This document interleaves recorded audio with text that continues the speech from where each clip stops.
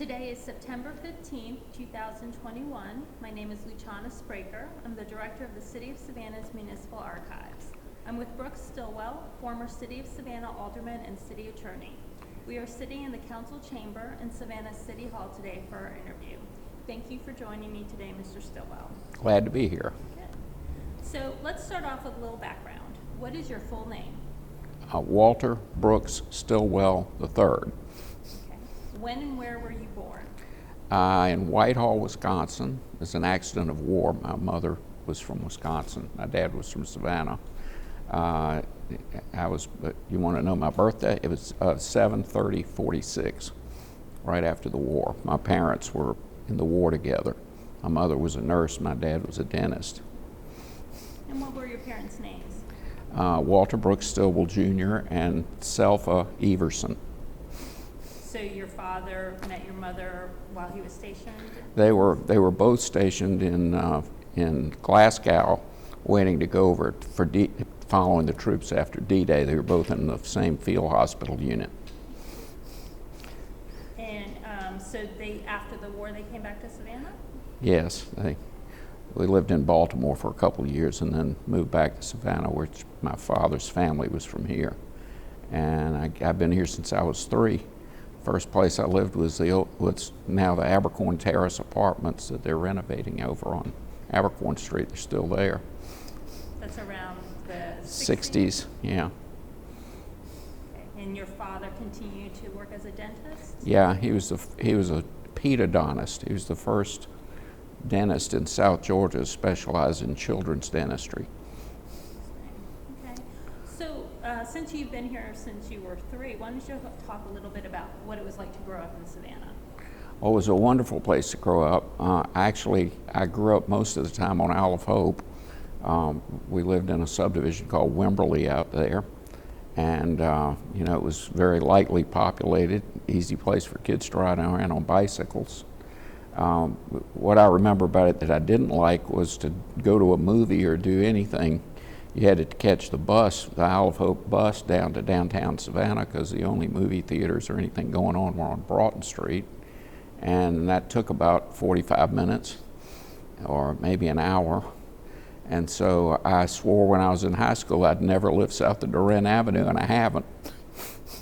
I like living in the downtown area. I've lived most of my life in Ardsley Park. So we've been doing some research recently about sports and games. So I'm curious, were there particular games and things you played as a child? Yeah, I was on a football team, and I belonged to a group called the Panthers that played in Daffin Park. There were 3 or 4 other similar clubs. There were the Wildcats and the Tigers. It seems like there was one other one. I was in the Panthers, and all of us played football, baseball, basketball, mostly in Daffin Park. Was that organized through a school or? No, they were private kind of clubs. Actually, the guy who ran the Panthers was named Tom Moore. He was a Bethesda boy who had grown up, and I don't know if he did anything else other than run the Panthers.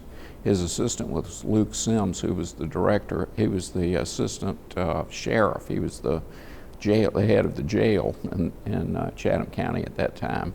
Really fine people. And what schools did you go to? I went to public schools. I went to Isle of Hope Elementary and Wilder Junior High, which is where Memorial's taken that land over. And then I went to Jenkins High School.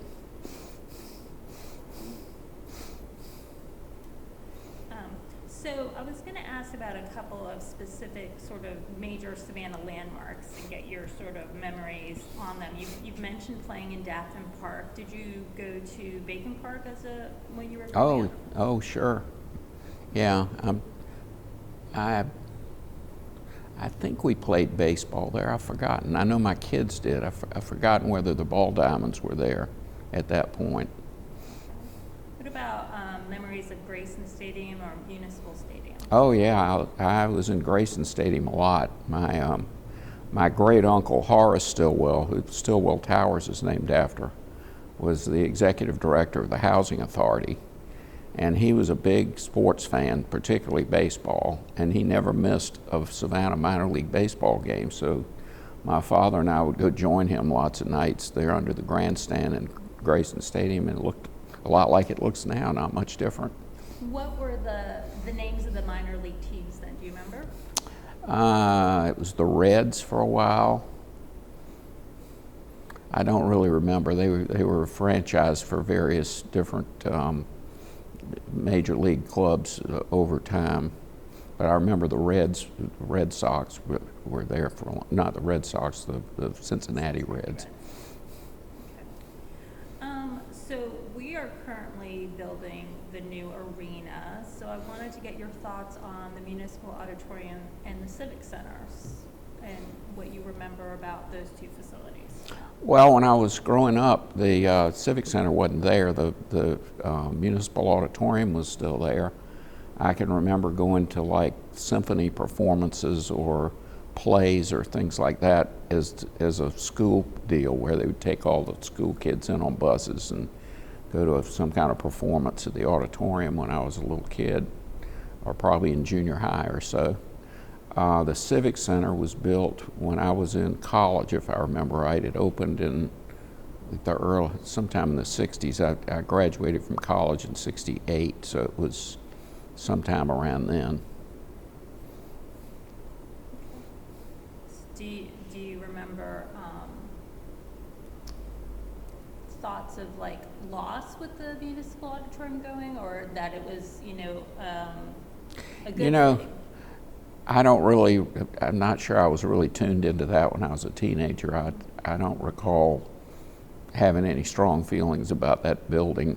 I mean, everybody thought the Civic Center was a great improvement at that time. Okay. Of course, it's got a lot of shortcomings, but 50 years ago it looked pretty good. And then, as a child, what did you think of the riverfront? The riverfront's a huge draw today, and of course, we're looking back on 50 years since we did the urban renewal project, but Right. as a child, what were your thoughts of the riverfront? I don't ever remember going to the riverfront. Downtown was pretty run down. Of course, I grew up on Isle of Hope, but I do remember that the squares, a lot of them had driveways through them, so that the fire trucks could go. I think Abercorn Street, if I remember right, didn't have any monuments in it, and the fire trucks could drive all the way straight through the squares. So they had not been maintained very well, or they certainly didn't look anything like they do today. What I do always remember about it, my grandfather lived with us when I was in junior high. He died sometime when I was in high school.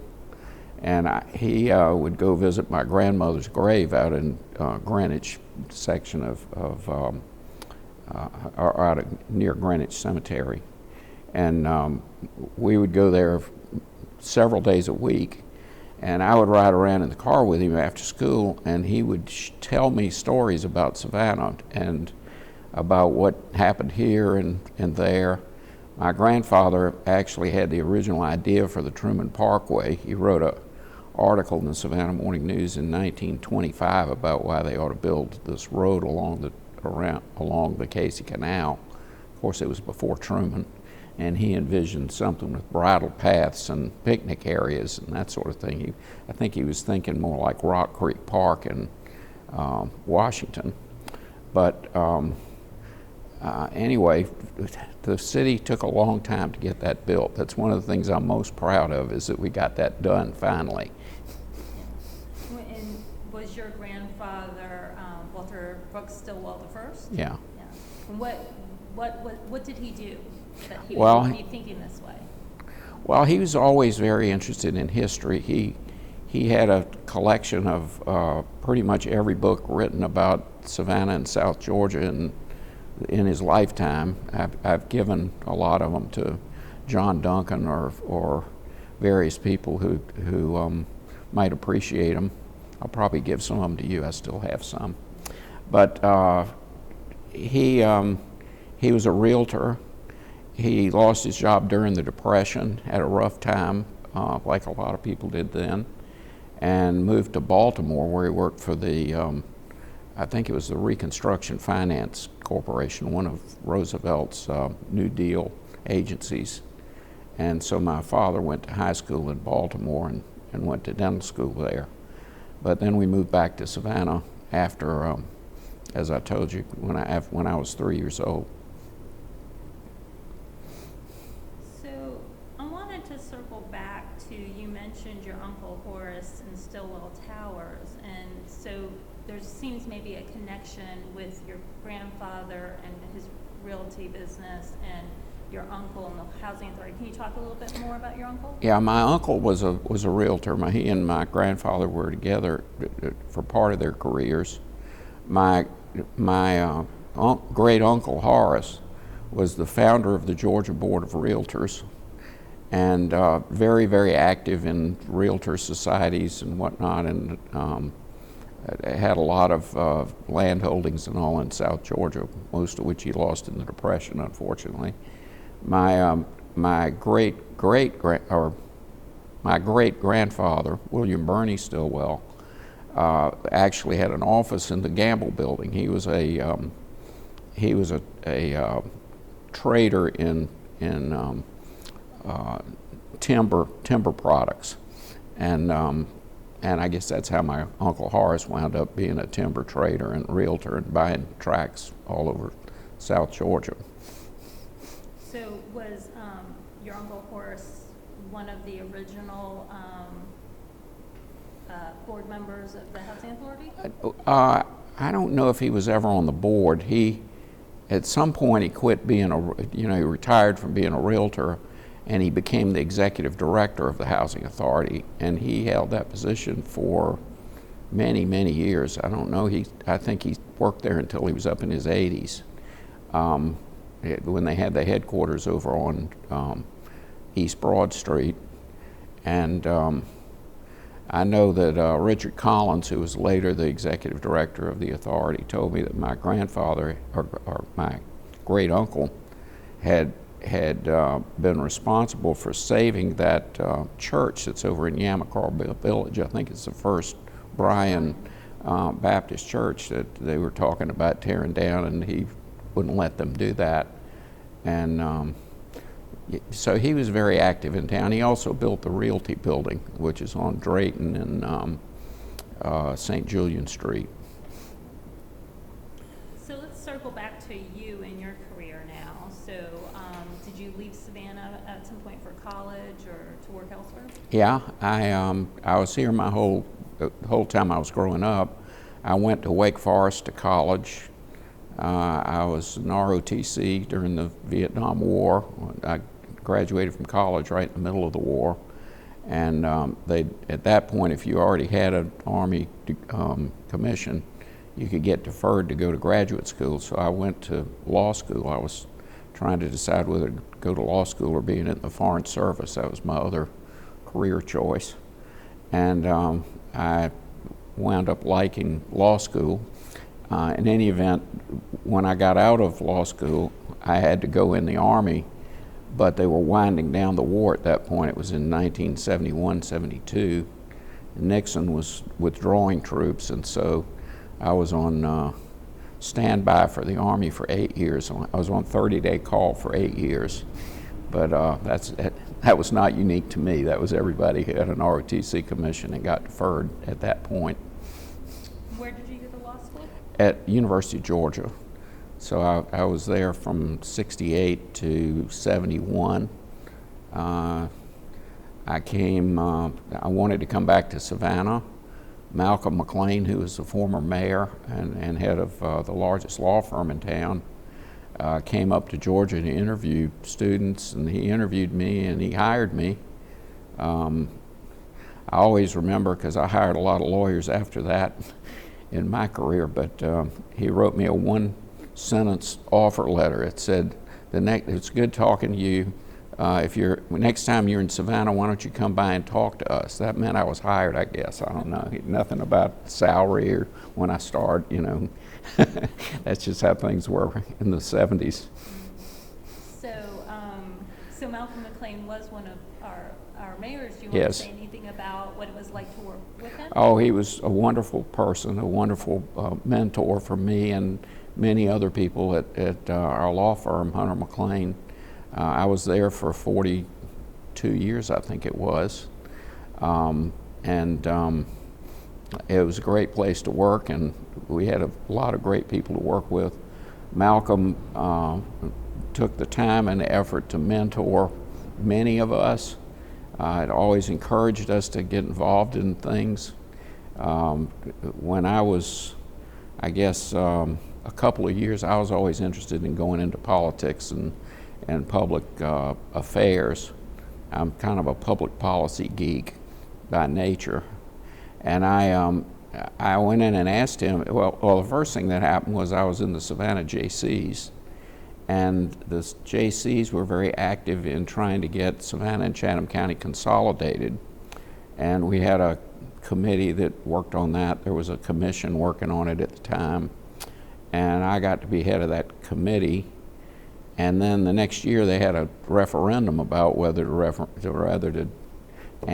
whether we would consolidate the county and the city. What year about was that? This was about 72 or 3, probably 73, I'm guessing. In any event, unfortunately, it was kind of stacked so that it couldn't possibly pass. They had to pass separately in the city and in the unincorporated area. If it had just said the whole county has to vote for it and the city has to vote for it, it did pass. It passed about 2-1, if I remember right. But the way they had it stacked, it couldn't pass. Because all the older and wiser people in town realized that from the get-go, I became the chairman of the committee to get the referendum passed. And I was like 26 years old and too stupid to turn it down. So the one good thing about that is I overcame any issues I had with public speaking or anything. I went out on the stump and had to face a lot of hostile audiences out in the county and all. And so I got used to doing that. And we didn't win the referendum, but the next year, Mayor Sakis, who I got to know doing that, asked me if I would run for alderman. So that's how I became an alderman when I was 28. So you ended up serving 4 terms on city council. Right. From 1974 until 1992. And that's a pretty good run. So why don't you talk about, kind of in general, serving on city council, what district you served or what roles you served when you were on council? Well, when I was first elected, the city council ran as a team, and we all ran at large. There are a whole lot of advantages to that because you don't get bogged down in trying to help this neighborhood to the disadvantage of that neighborhood. I think when you get too much politics about looking out for your district, so to speak, you lose sight of what's good for the whole city in a lot of ways. And you also get put in a position where the neediest places don't necessarily get taken care of as a priority. It gets to be, I got this for my district, and so you have to get that for your district.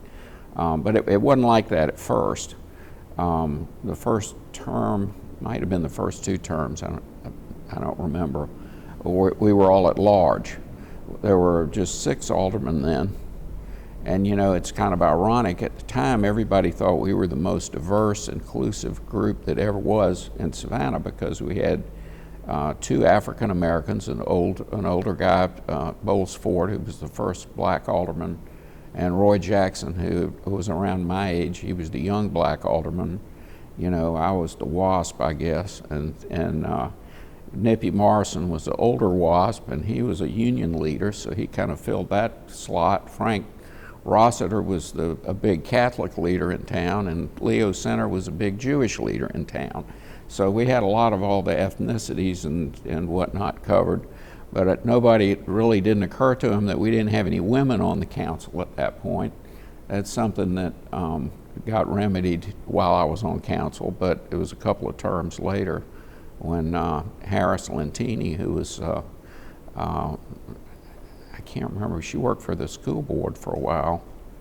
She was a head of PhD. I don't remember exactly what she did, but she was from the South Side. She was the first councilwoman, and then we had Beth Sheehan later, and of course, plenty of others since then. But you know, the second or third time I ran, because of various court decisions in the Civil Rights Act and whatnot, they required that we have districts, and we, after heavy negotiations, got it worked out where there were 6 districts and 2 at large and the mayor, and that's still how it is today. I think that's a better setup than having all districts for the reasons I said. I think districts in a city this relatively small, there's a lot destructive about it. It certainly takes aldermen away from a focus on what the good of the whole city is. So you think having the combination of district and at large is preferable over having all district? Yes, I do. Now, you know, everything you say like that is kind of dependent on how the next election goes, and obviously you have some aldermen who are better than other aldermen. Sometimes they're great, sometimes not so much, but I think in general that's a better way to do things. So we operated that way the rest of the time I was on council, which was a total of 17 years. We also operated under the city manager government the whole time. This is, Don Mendonza was the city manager the entire time I was on council for that whole 17 years. He had been there for, I think, 3 or 4 years before me. McLean had actually made him city manager when he was mayor back in the, I guess it would have been the early 60s. And Mendonza had been the executive director of the MPC when they started the MPC. He was a planner by training, and McLean, in his usual way, thought he was a good candidate and just walked over one day and said, "How would you like to be city manager?" And that's about how the search went. So again, things were different back then in a lot of ways. Mendonza was a very fine city manager. He was his planning, he was the best I ever knew at public policy and being able to synthesize a complex problem and make it understandable to people. He wrote memos that I'm sure are in the city's archives, lots of them, about homelessness, about affordable housing, about traffic, about road systems, every conceivable topic you can think of today that he was addressing back then. I think the most important thing he did as a planning tool was the Community Development Block Grant Program was passed just before I became an alderman, so it would have been in the late 60s, early 70s. It was either part of Lyndon Johnson's I think it was actually passed under Nixon, but it was in that era when government was a lot more robust in trying to solve problems than they've been for the last 20 years till maybe today.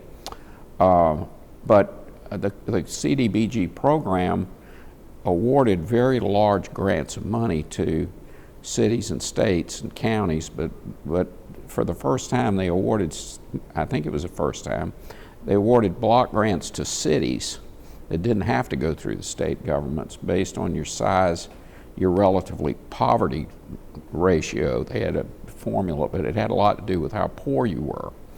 And you had to use the money for projects that demonstrably assisted bringing up the quality of life for disadvantaged Americans.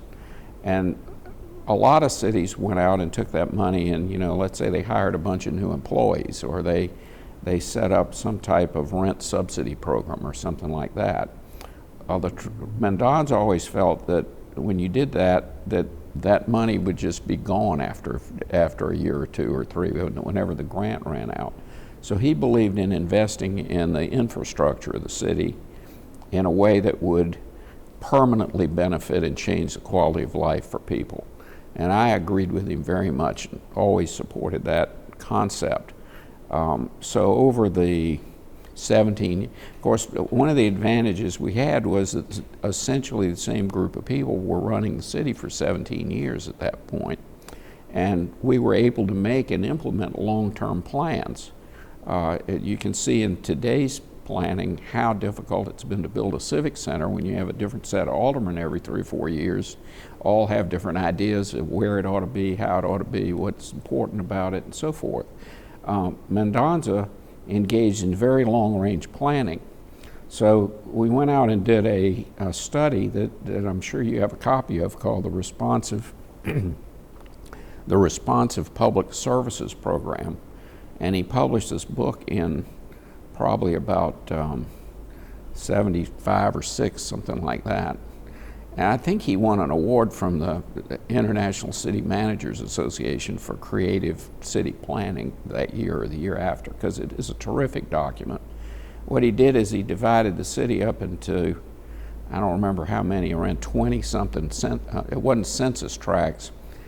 He governed it, or he did these by how neighborhoods naturally fit together, kind of your natural boundaries, canals or streets, your natural demographics. Was it a traditionally African-American neighborhood or a traditionally a Catholic neighborhood or whatever? But also very much based on the poverty levels and the geographic features of the neighborhoods. And so they had 20-something planning districts. Then he had a set of criteria for how you rate each of those planning districts for quality of life.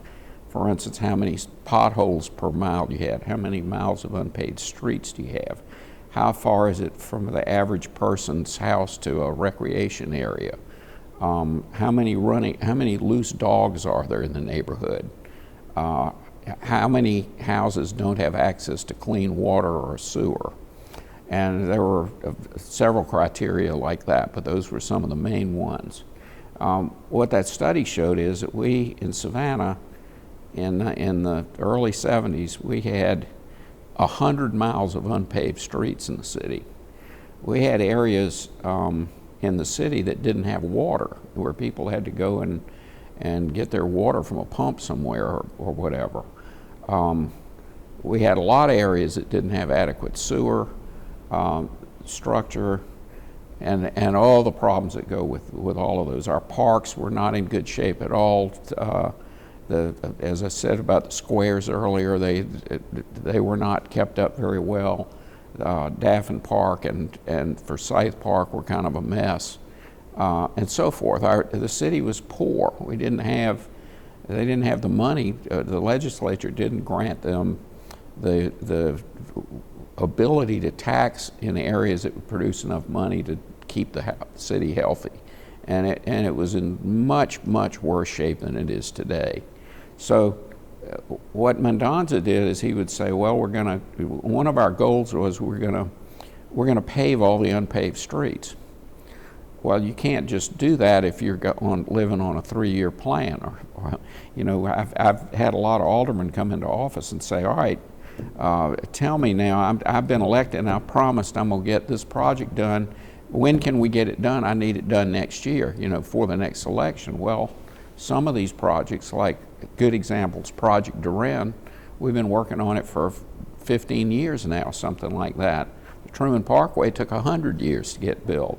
The arena has taken, I don't know, 10 or 15 years at least. So it's very hard when you're an alderman, you get elected and you have to promise something that's going to get done in 2 years. Most of the time, that's beyond your capability. But when we had that kind of a time frame, we had 15 years to work on it, we had a methodical plan for paving streets. We came up with financing structures. We figured out we're going to take a certain percentage of the CDBG money every year. We're going to build the streets out logically. And the council, this was really critical. The council decided that we were going to do that based on need, not on districts. So we didn't have districts initially. And so if Planning District A had 90% of the streets paved and Planning District B had 20% of them paved, all the money was going into District B. And we lived with that and we got beat up about it sometimes in elections. And of course we had to do things for all the districts that were involved, but the priority needed to go where the biggest deficiency in services was. And obviously that was mostly in traditional minority neighborhoods, places like Liberty City, Tatumville, Tremont Park, West Savannah, Hudson Hill. A lot of those neighborhoods were in terrible condition, didn't have any paved streets, were lacking in water and sewer and so forth. So I'm very proud of what we did with that, and I think the city, Don Mendoza and John Rusakis get a lot of credit for that. Now there were a lot of other things we did. We didn't put all the money into streets and sewers. We also completely renovated Forsyth Park. We completely renovated Daffin Park. There are all kinds of projects. The squares downtown were all done over. I don't remember, we also built Rusakis Plaza on the riverfront. I don't recall I don't believe that was a CDBG project. I've forgotten. We might have used HUD funds. Yeah, there were some HUD funds. There was some type of urban renewal program that they used for the initial beginning of that. But I was a young alderman when we had the groundbreaking for Rusakis Plaza, which was a year or two after I was first elected. And I have a picture in my office of I guess it was the 45th or 50th anniversary of that. And there were only 10 or so of us who had worked on it who were still alive, and I think that's down to 2 or 3 now. I'll show you the picture. You probably have it. Well, so since you were such a young alderman, is there, in the time that you spent on city council, was there any particular person that was really a mentor to you, as a council member? In a lot of ways, Don Mendoza was. John Rusakis and I had our ups and downs. I had some disagreements with him over the years, ultimately ran against him for mayor in 91, I think it was. But he was a very good mayor at least for most of his career. And I would never take that away from him. He was a visionary, but a lot of the visionary and the implementation was Don Mendoza, and Jimmy Blackburn, the city attorney, did a fabulous job. He was there the whole time too. So we had a lot of consistency. So when you have a city manager and a city attorney and a mayor all there for 17, 20 years, we also had a lot of city department heads, like Harry Jew out in the water department, or John Tidwell, and then in the Leisure Services Department.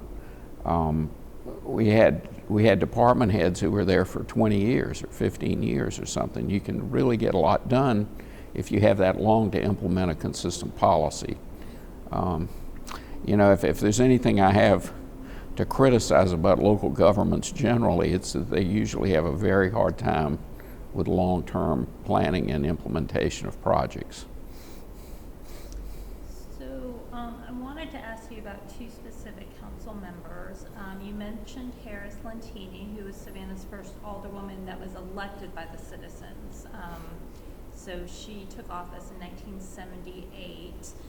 Do you remember that being a momentous thing, that there was a female alderman for the first time? I don't remember that it was at all controversial or anything, and I think we were happy to have a woman on council. I think everybody on council was very committed to diversity and inclusion. We were, of course, we were more focused on incorporating African Americans into the life of the city. It was really people today, and we're in the 2021 now. People today a lot of the young people tend to think, oh gosh, nothing's changed in this country. Well, that's not right at all. There's no question that the city is much better off than it was 50 years ago. The infrastructure is much better off. The racism is much less. The inclusion, the diversity, the understanding of minority views is way different today than it was 50 years ago, and all for the better for the most part. The other alderman I wanted to ask you about, get you to reflect on both his contributions and then the loss, is Robbie Robinson. Robbie and I were there. I think I was on council the whole time he was there. He was, how long was he on council? 6 or 8 years? I think 2 terms. He was elected, he was inaugurated in 1982, and then unfortunately he died in office in 1989. Right, so I was toward the end of my time as an alderman. It was such a shocking, I mean, there was nothing to give us a heads up that we were going to have any kind of issue like that. Robbie was a good person. He was worried about his constituents in his district, and I think he tried to do the right thing all the time. I don't recall that he was particularly a leading figure in the civil rights movement or anything, but for some reason this cuckoo guy over in Alabama, if I remember right, the guy who killed him, latched onto him as somebody that he was going to, so he sent a bomb to Robbie and another one to a federal judge who he was mad at about some ruling he'd made. They didn't have any connection to each other. It was just random. I think the guy must have been reading the paper and saw a picture of him or something. But it was a terrible thing. This bomb went off in his office. It was a package that was mailed to him.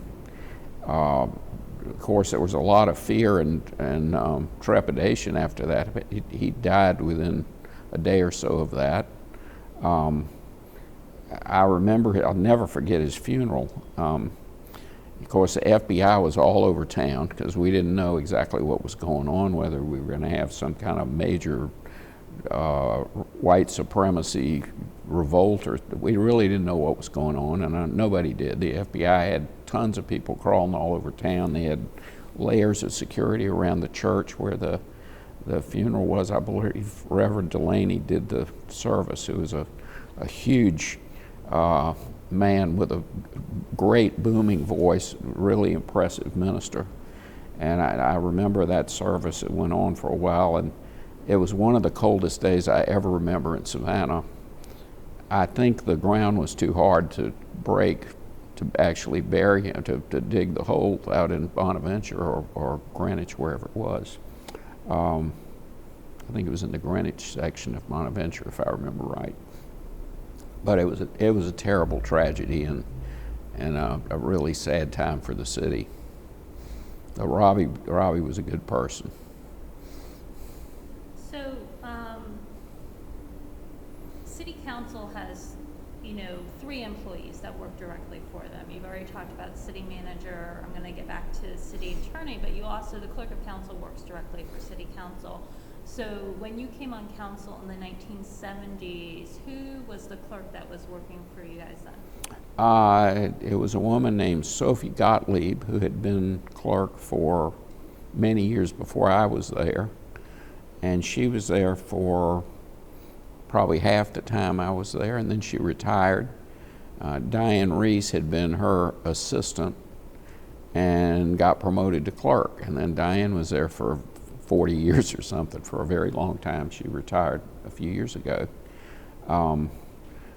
But anyway, it was a lot smaller operation. You had Sophie and Diane, and then the mayor's cousin, if I remember right, Mary Colgaclis, was his secretary, was his assistant, and she was a wonderful person. She ran the office in there. And then the mayor had one assistant at the time. Originally it was Al Henderson, who the golf course out on the south side is named after. He later became a county commissioner. He was a great guy. And then after that it was Mike Vacker and Eli Caratassis, I've forgotten in which order, and various other people. But anyway, those were the people we worked with a lot. Okay, so you mentioned that you ran for mayor. Is that the point that you decided to make a change?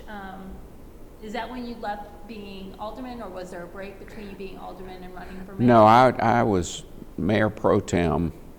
I had thought that Resakas was going to retire. I thought I understood that. Anyway, he decided not to. There was a huge movement in the city of people who thought he had been there way too long and were really mad at him for various reasons. I wouldn't say it was any one thing. You know, if you're in politics long enough, you make plenty of people mad about one thing or another. Some justified and some not, I'm sure.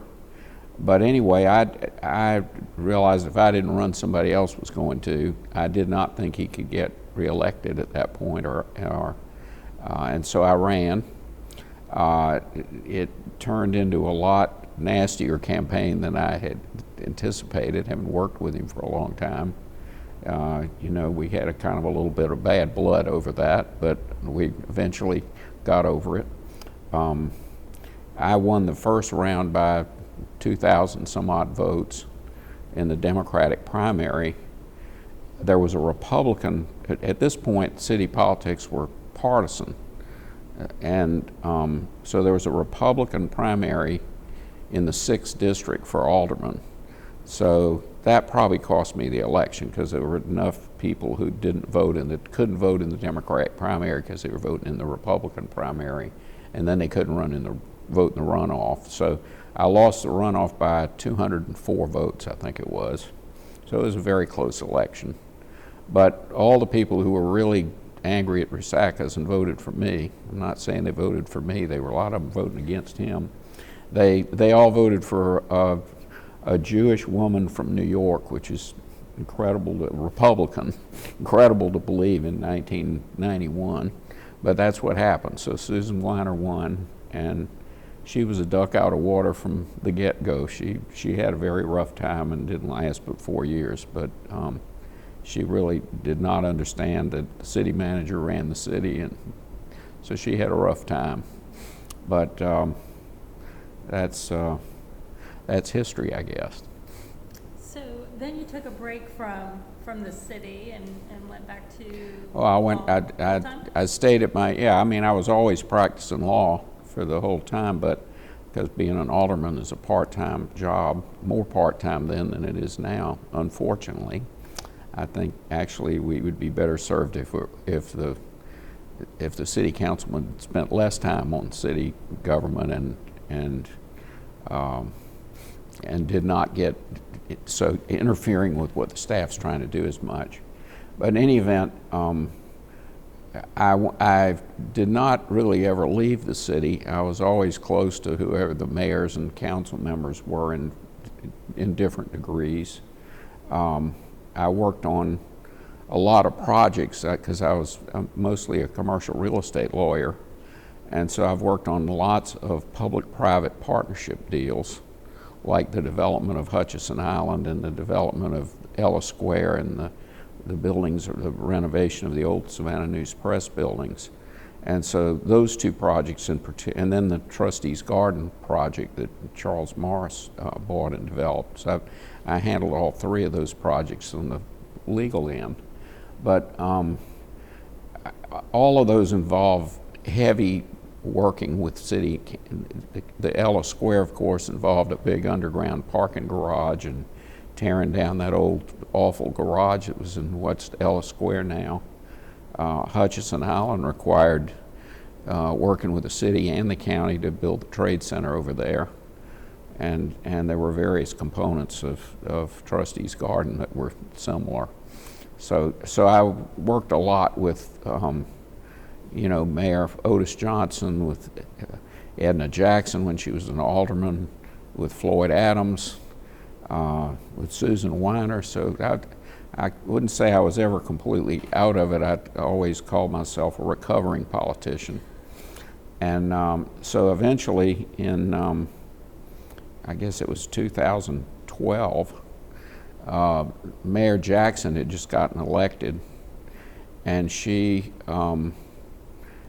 Mr. Blackburn was still city attorney. He'd been city attorney for 40-something years, and he was up in his 80s, and the council really felt like it was time for him to retire, and so Edna asked me if I would be city attorney, and so I thought about it and decided, well, yeah. So I retired from my law firm, became city attorney, and I wanted to do that to. Blackburn had always run it as had his private law firm and was more or less an outside lawyer for the firm, for the city, which nothing wrong with that at all. It's a model a lot of people use. But I thought that Savannah was big enough where we needed a full-time law department, and that we ought to have at least one or two in-house lawyers who are full-time and running a law department, and I wanted to help her set that up. And so that's what I focused on over 6 years that I was city attorney. And anyway, at some point I decided it was time that we turn that over to somebody younger, and I still represent the airport, but I retired from the city in when was it, 19? I think that's right. 2019, if I remember right. So I have some questions I want to ask you about being city attorney, but before I go there, I want to ask you if you could reflect a little bit on Jimmy Blackburn's legacy as city attorney, since he did serve for so long before retiring. He was, he and Mendoza were both very, very dedicated public servants. You can't imagine how, well, they both worked very hard and were very, very loyal and dedicated to the long-run good development of Savannah. Both of them were very devoted to the civil rights movement and to ending discrimination in all forms in Savannah and building up the African-American community that had been neglected for so long. Blackburn had been involved in that back before Rusakis was mayor. He and Malcom McLean and W.W. Law, Gene Gadsden, were really the leaders of the civil rights movement in Savannah in the 60s and did a fantastic job. I think it was Martin Luther King who said that Savannah was the most integrated city, or the city that was most peacefully integrated in the South, or something to that effect. But that was generally true. But Blackburn was up to his ears in that the whole time. It worked. It worked by having, they engaged the clergy in Savannah, they engaged some of the people who were involved were the Catholic Bishop of Savannah was very involved in the civil rights movement and keeping things calm. Many of the black leaders of the churches in town, and of course Gene Gadsden and W.W. Law were just superior people who I've really thought very highly of. I got to know Mr. Law a lot better later in life, and he was a wonderful person. Anyway, I got off from Blackburn, but Blackburn was, he was so dedicated to the city and knew everything that was going on in the city. But his real baby was the airport. He represented the airport from the time they started operating it as a commercial airport until a couple of years ago. And, for probably 50 years. And, everybody at the airport recognizes and appreciates that we have one of the best airports in the country, and he had a lot to do with that. Interesting. So while you were serving as city attorney, what were some of the biggest issues that you dealt with? Well, we had a terrible police mess. We had a sexual harassment claim filed against the police chief, Willie Lovett. The city manager at the time was Stephanie Cutter, a very, very fine person. And she wasn't going to have any of that. She forced Lovett to resign, as I recall. In the course of that, we were doing an investigation of the circumstances surrounding that, and it blossomed into a whole lot of other problems. We wound up bringing in outside investigators and whatnot, and anyway, we had a very substantial problem with a lot of people in the police department. We had a lot of people resign, and we had to rebuild the police department. We brought in, Stephanie Cutter brought in Chief Lumpkin, who is another hero in my book. I think one of the finest people I've ever met in public service. I was really, really sad to see him leave Savannah. Was a wonderful police chief. But in any event, that was one of the main things we had to deal with. Of course, we had lawsuits. We had lots of projects. We were deciding how to proceed with getting the Civic Center built. Gosh, I've forgotten all the things that go on in a city. You have them all.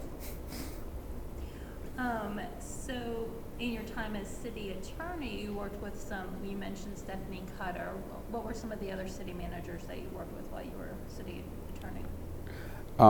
Well, Rochelle Small-Toney was city attorney when I started, but she left within a month or two after I got here.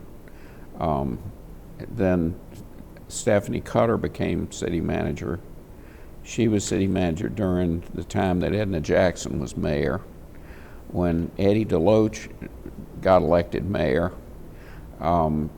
they wanted to make a change. He and his council wanted to make a change. That was very disruptive for a while. Stephanie stayed on for a year or so. And then Rob Hernandez was city manager for, I think he was there the whole time. Yeah, the whole time I was city attorney. He left not long after I did, and then they brought back Pat Monahan and then Michael Brown, who I'm very close to both of them. I've known both of them for many years. So comparing the first time you were with the city as alderman to the time you came back as city attorney, how do you think the two sort of experiences compare, or are they uncomparable?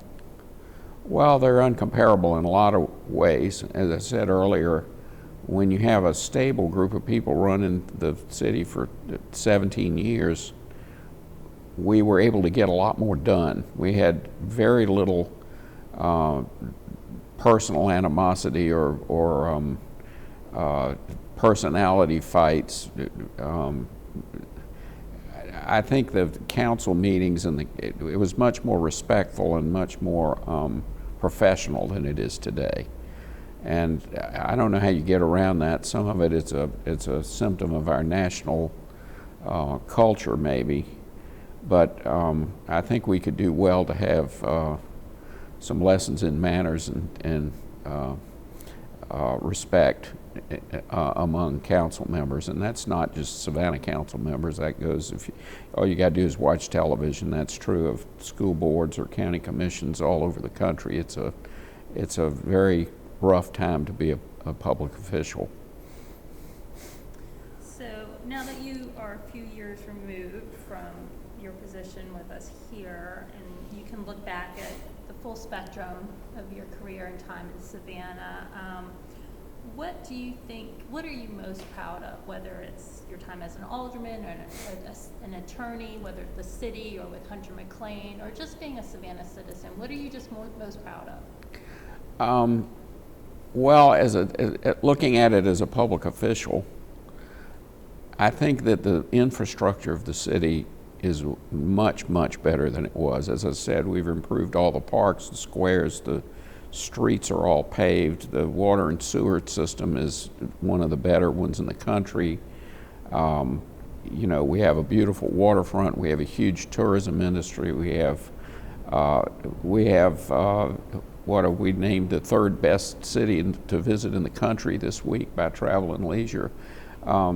We've come from being a rundown old southern city 50 years ago to being a really world-class destination, and so I think anybody who's worked on that over the last 50 years has a lot to be proud of about that. I'm also proud of the fact that in general, our race relations are tremendously better than they were 50 years ago now. At the leadership level, I'm not sure they're any better than they were 50 years ago. I think, you know, if you look at how John Rasakis or Malcom McLean got on with the black leadership and the business leadership of Savannah, that was pretty good in the 60s and 70s and 80s. And it's still pretty good today for most of the leadership. But down on the street level, and this would be generally true throughout the country and especially throughout the South, you know, just I would say it's a rough estimate that you probably had 60+ percent of the white population of the South in the 60s who in one form or another believed in white supremacy. And I think that number is probably more like 25% today.